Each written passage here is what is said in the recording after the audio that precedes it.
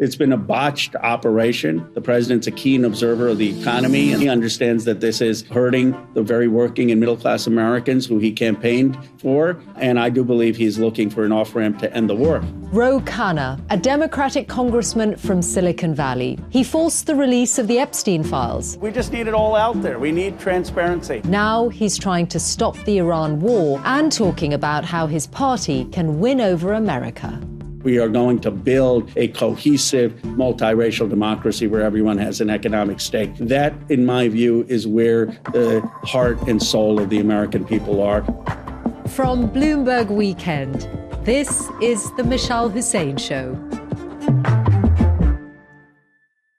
The war with Iran has been longer and more costly than it appears the US and Israel imagined when it all began. And even when hostilities cease, it's likely to have a long impact on energy, aviation, shipping, confidence of many kinds. In our last two episodes, we've stepped beyond the headlines to add depth and context to what we're all seeing play out on the news.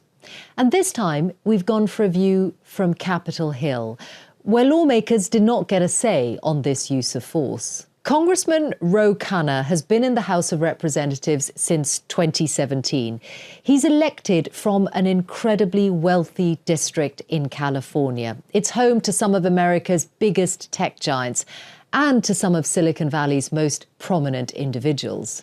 If you recognize his name but aren't quite sure why, it's probably because of the Epstein files. He was one of the two congressmen who forced the US Department of Justice to release thousands of documents. And in this conversation, he tells me how that experience has given him a new confidence to pursue his goals on other fronts, including taxing billionaires and ending this war. He's a Democrat from the progressive wing of the party, and as you'll hear, he might just be running for president in 2028. So here it is, a political take on the war in Iran, the future of the Democratic Party, and yes, those files. Congressman, many more people know who you are today than was the case a year ago, and that is because of your work on the Epstein files over so many months. Tell me how and when you first heard of his name, Jeffrey Epstein.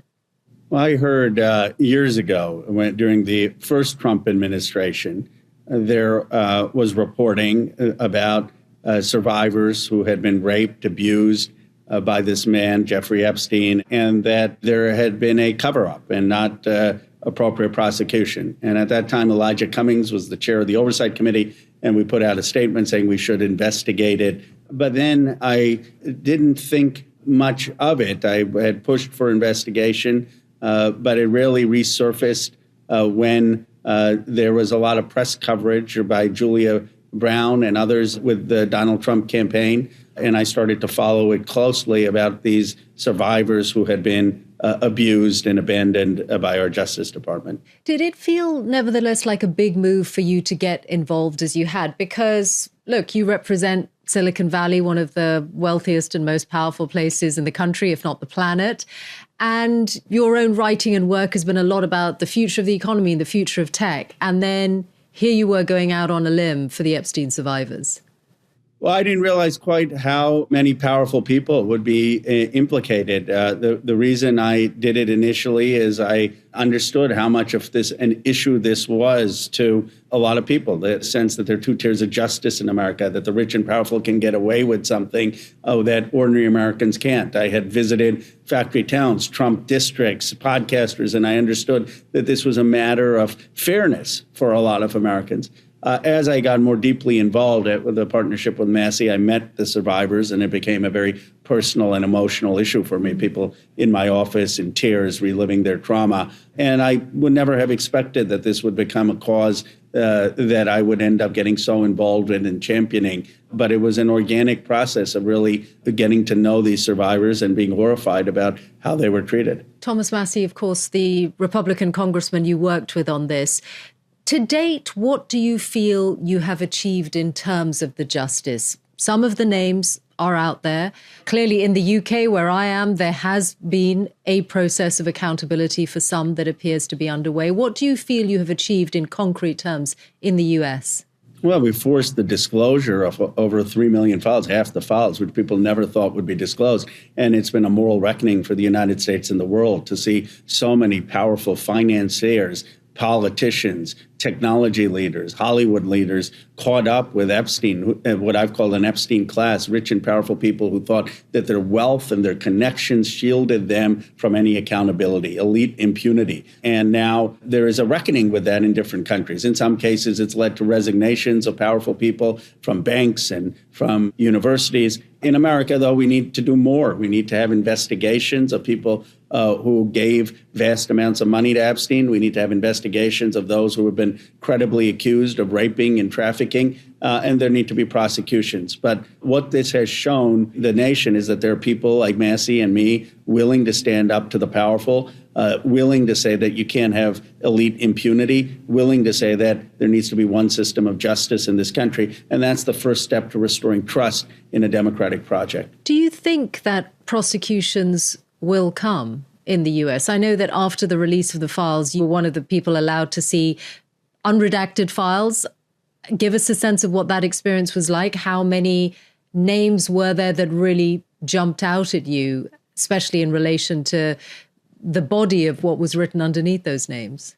Well, the unredacted files were heavily redacted because there were already redactions done by the FBI in March, and there still needs to be these 302 forms that are released, statements of survivors to the FBI about who abused them, who raped them. We recently saw the cover-up where the woman who accused Donald Trump, and these are just allegations, one of her interviews was released, but the three of them that mentioned Trump were not released. And then it was only because Nancy Mace and myself and Massie and journalists pushed that the DOJ relented and now have released those three other interview memorandum. Like that, there are many other witness interview memorandum that still need to be released.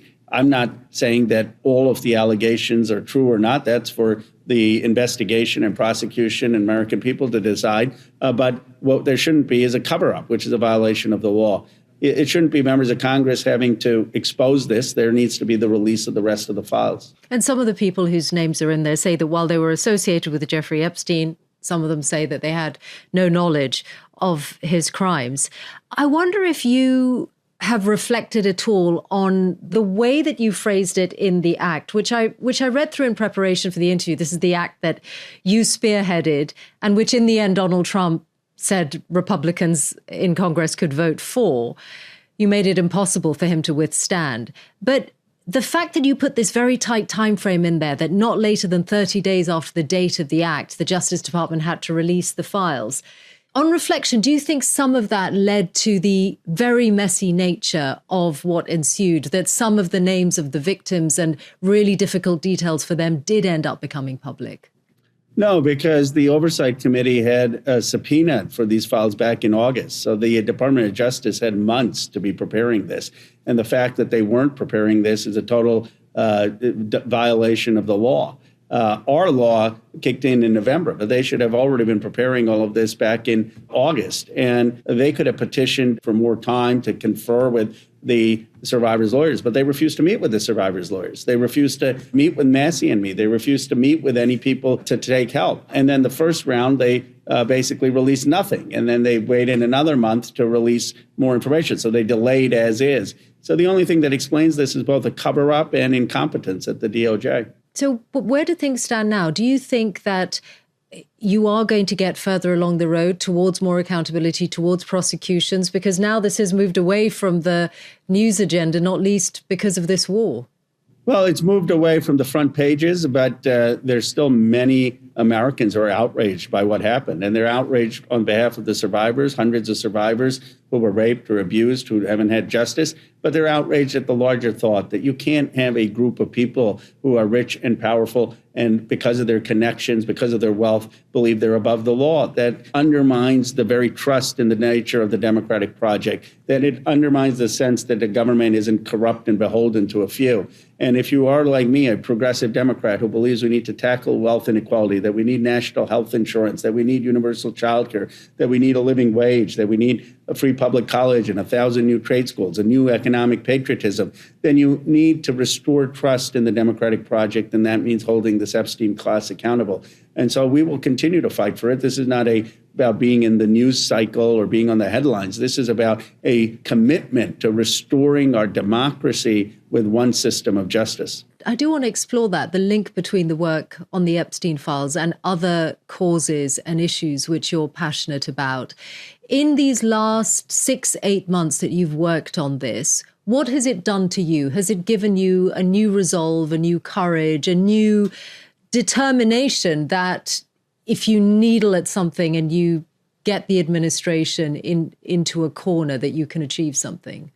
Well, it's given me a new confidence that we can build a new governing coalition in America. This is the first time since Donald Trump came down the escalator that a Democrat has actually worked with Trump voters, that we've actually found common cause with many people who voted for Donald Trump. And they voted for Donald Trump partly because they thought we have a corrupt system and rich and powerful people were getting away with things and corrupting our government. And what I said is, let's work together to hold people accountable who affiliated with a pedophile and perhaps either covered up for him or themselves engaged in sex trafficking and abuse. And that was a very powerful coalition that got unanimous votes in the Senate and 427 votes in the House, and that forced Donald Trump to sign my bill. It showed that you can build a new coalition. I believe we will build a new coalition in America with a commitment against elite impunity, with a commitment against new wars. That means essentially a coalition with disaffected MAGA voters. Is that what you mean? That you're hoping for a split in MAGA and you'll take advantage of that?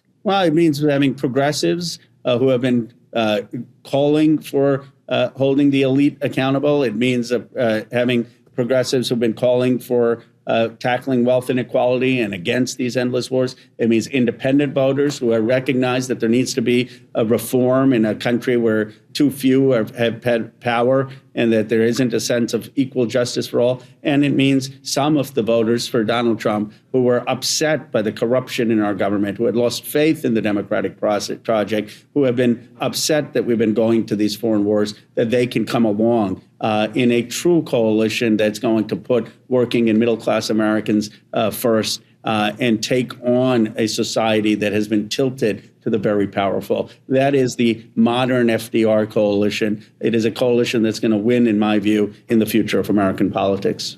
Was standing alongside Marjorie Taylor Greene with Epstein survivors an example of that? When she was in Congress, you were one of those trying to get her off committees, and you were clearly no fan of her. Does it mean that you make new friends in the interests of something bigger? Well, I think we have to look for common ground. And with Marjorie Taylor Greene, she showed a lot of courage in standing up for survivors, risked her political career for it.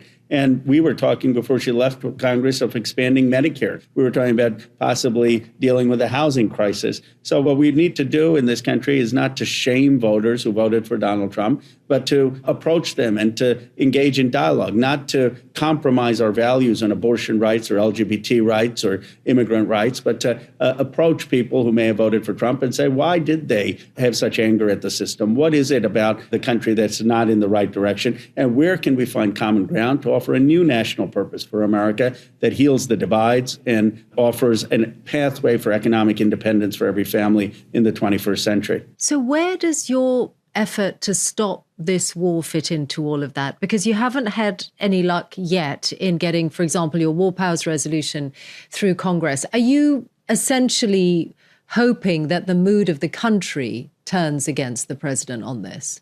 Well, we've made a tremendous progress. When I used to introduce these war powers resolutions to try to stop the war in Yemen or to stop other unilateral action, sometimes I was seen as fringe. Now I had the entire Democratic leadership supporting my efforts, from Hakeem Jeffries on down. We had almost every Democrat but 4 unified, and we got 2 Republicans. But most Americans realize that spending $2 billion a day in Iran is an extraordinary waste of resources. We've already lost, unfortunately, 13 service members. So we need to find a way of ending this war, and I believe that that's where American public sentiment is. What is that way? That's what I'm wondering. What are the levers that you can pull?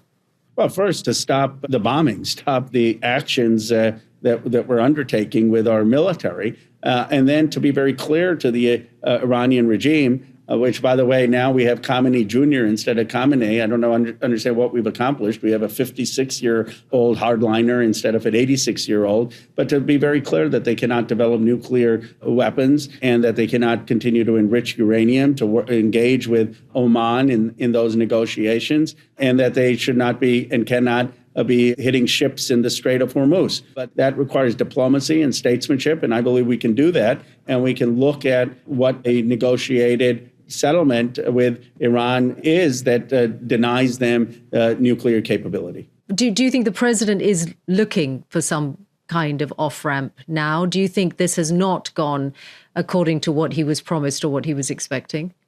I do believe he is concerned, in particular because of the price of gas in America. The price of oil has gone through the roofs. I mean, it was incompetence. He was told, apparently, by some advisors that the Strait of Hormuz would be fine, that Iran wouldn't shoot ships. So it's been a botched operation. It's led, most tragically, to the loss of life. The president's a keen observer of the economy and the stock market and the price of gas. He understands that this is hurting the very working and middle-class Americans who he campaigned for. And I do believe he's looking for an off-ramp to end the war. Ultimately, we need the kind of diplomacy, tough diplomacy that President Obama showed, and that kind of statesmanship on the world stage. Yeah, I mean, obviously you're convinced of what you're saying, and you seem to think that President Trump has come to something of the same conclusion. There's nothing in his public statements that's suggesting that at the time of us speaking. Are you picking up on something behind the scenes, or are you hearing from Republicans in the House or elsewhere on Capitol Hill that they feel the same way as you, they just don't feel able to do it publicly as yet?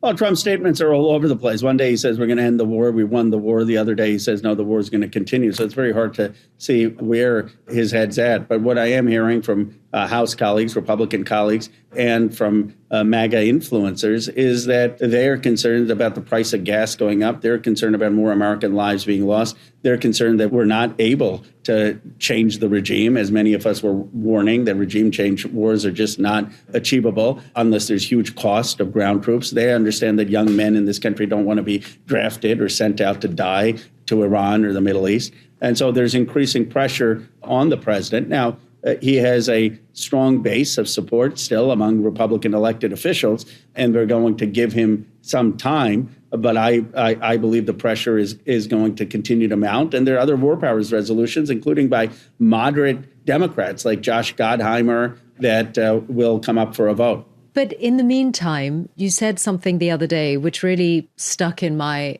mind, where you spoke about militarism. You said what is happening now is a militarism that is going to erode the soul of America. I mean, that is a very stark prospect, and perhaps a more real prospect than the glossier version of what you're telling us, that this is going to come to an end soon. So tell me about your fears of what the really dark side of all of this could be. Well, it's more about the president's approach to world affairs, where he felt impunity to go in and topple Maduro. He is threatening the Cuban regime with regime change. He's threatening to conquer Greenland. He's threatening other nations where there may be unsavory characters who are leading. This has remnants of kind of gunboat diplomacy, where might makes right, where Prime Minister Carney called it Thrasymachus in Greek philosophy, that somehow the world should be where power goes. That is pre-Enlightenment thinking. The entire democratic project, the American project, was this view that we have a respect for human rights. We have a respect for self-determination of people. We have a respect for sovereignty. And then America will lead a world committed to human rights and peace. And so Trump is in a tradition that is not for that vision. But I believe a younger generation of Americans do believe in a multiracial democracy that will work towards that end. And we're going to prevail in 2026 and 2028. Well, President Trump's got Maduro, got Khamenei.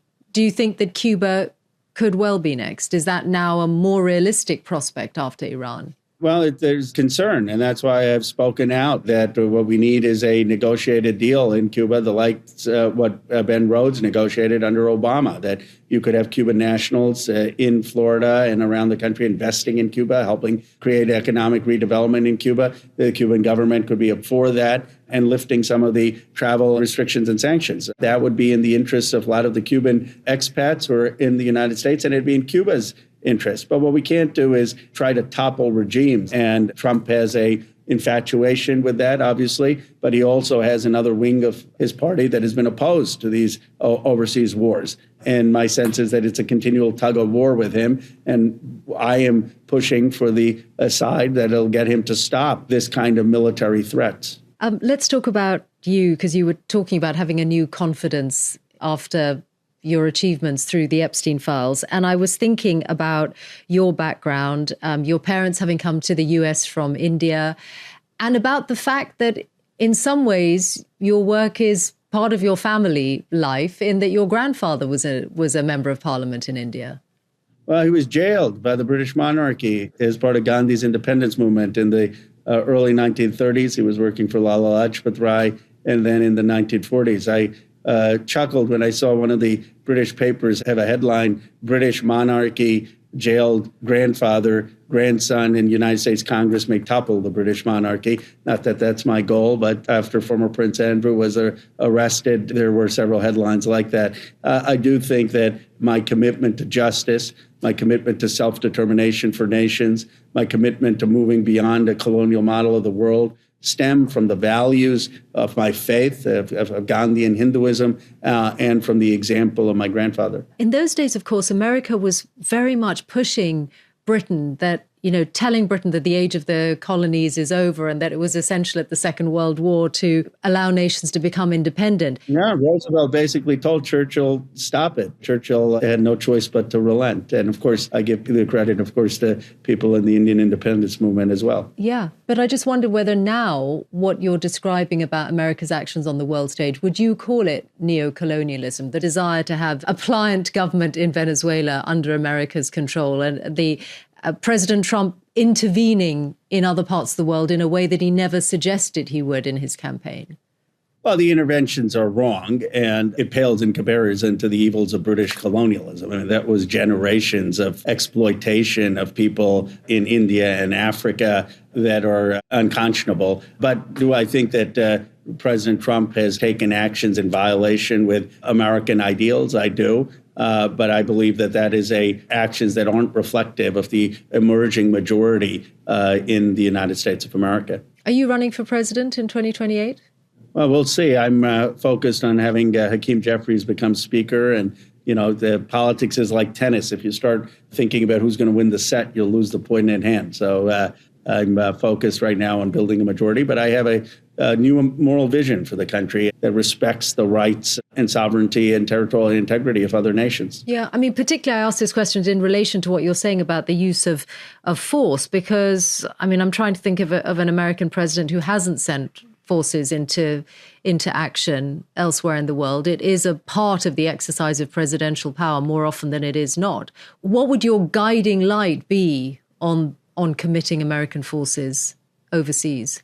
Well, the self-defense of the nation. If America is attacked, or if there's an imminent threat, we of course need to use force. I've been on the Armed Services Committee for over 10 years. When we were hit on 9/11, I initially supported the strikes against al-Qaeda. I didn't support the 20-year war, but I think it was absolutely correct to go after al-Qaeda that struck the United States. If there was an imminent threat to our national security, to our homeland, to our bases, then America must be prepared to use force. The problem here in Iran is there was no imminent threat to the United States homeland, and the use of force in ways that aren't just for our national security weakens the United States relative to China and weakens actually our standing in the world. Before the Epstein files, the work you were really known for, as I said before, was a lot of work on the economy and your work on wealth taxes.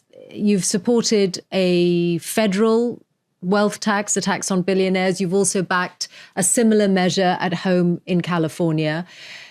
Tell me where that comes from, because I think the reason it's surprising from you is that given the kinds of people who put you on Capitol Hill, they are the billionaires. They are the people who would be targeted by the very taxes you're now supporting. Well, the people who put me in Capitol Hill are my voters, who are engineers at Google and technologists and some teachers and working class folks. And of course, I come from one of the most affluent districts, but the voters there are not the billionaires. I mean, there may be 200 some billionaires in California and 1,000 billionaires across the country. So my allegiance is with the working and middle class. It always has been since I ran for Congress, since I co-chaired Bernie Sanders' campaign. I have no problem, and I celebrate entrepreneurship, innovation, wealth generation. But we have a failed social contract when we have 19 billionaires who have 12.5% of the GDP. That is 3 times the wealth concentration of the Gilded Age with Rockefeller, Morgan, Carnegie, and Vanderbilt. And what I've said and what Bernie Sanders has said is that we need a modest wealth tax on these billions of dollars that aren't being taxed because they are just sitting there without ever paying an income tax, and that funding could pay for the health care and child care and education of all Americans so that every American has an ownership stake in the modern economy. But when you first ran for Congress, you did have big donations from some of those very prominent people in Silicon Valley. They were the ones supporting you. And I imagine some of them have been quite upset with you since. No, I still have a lot of support from technology leaders and the contributions. I've never taken PAC or lobbyist money, so I get contributions, but they're limited at $3,500 an election cycle. But I still have a tremendous amount of support from many technology and business leaders. It's just a myth that the Elon Musks and Peter Thiels sort of reflect Silicon Valley. I would say that, as my reports will show in the next quarter, that I have broad-based technologists and business leaders who support me, as I do labor leaders who understand that the current wealth inequality is not sustainable. And you have thoughtful people in the Valley, people like Dario Amodei at Anthropic, people like Jeff Dean at Google, people like Jensen Huang at NVIDIA, who understand that we need to build a new social contract with safety on AI and empowering ordinary Americans. And that's the kind of FDR coalition that I believe we need to build, not one that just disparages business leaders, but asks business leaders to be economic patriots, asks not America to do for Silicon Valley, but Silicon Valley to do for America. At the state level, do you acknowledge the risk that places can get hollowed out in actually a similar way to what happened to former industrial places? You describe it in your book, that even Silicon Valley, storied as it is, people can move away, companies can move away, that if you don't safeguard an ecosystem and you make sure people aren't thinking that Texas or Florida are more attractive places with their taxation, that there is something important at stake. Absolutely. But the idea that the AI revolution is going to happen in Miami or Austin is only a soundbite for people who don't know anything about the AI revolution. I mean, the reason it's in my district and all over Silicon Valley is because we have Stanford and we have Berkeley and we have Google and we have Apple. And even if some of the founders may leave, the employees base is still there, and the San Jose State is there, and the ecosystem is there.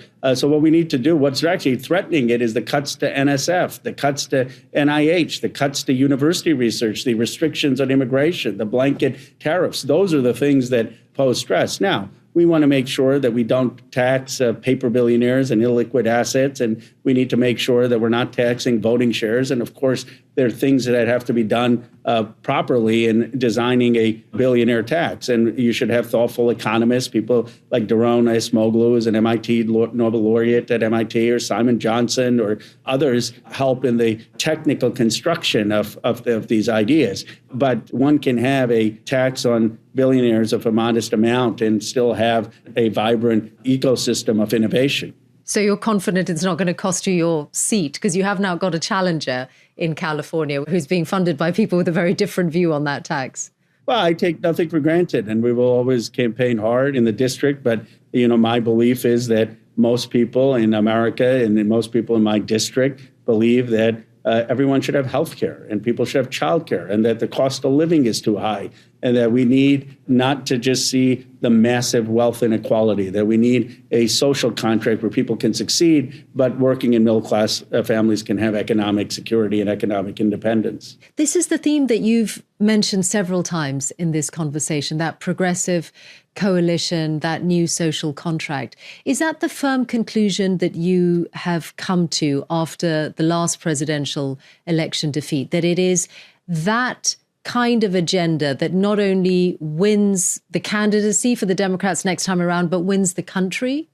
Well, that's the conclusion I've had since I got to Congress, since I've been fighting against the economic divides that this nation has had. We've seen the hollowing out of Western Pennsylvania with steel, and Lorain, Ohio, and Paintsville, Kentucky. And I've been traveling to factory towns and rural communities since I got to Congress, talking about a nation that cannot be divided into islands of prosperity and seas of despair. Substantively, we need to make sure that every community and every family is participating in the economic future. I've articulated that vision in books, and I articulated that view in terms of economic patriotism. It's not driven by politics. I don't know whether the politics of it's driven by a substantive view of what this nation needs to do to give people a stake in the American dream. But has the message become punchier because that's what President Trump has perhaps taught people right across the political spectrum, that the sharper your message on social media, the blunter your words, the more likely you are to cut through?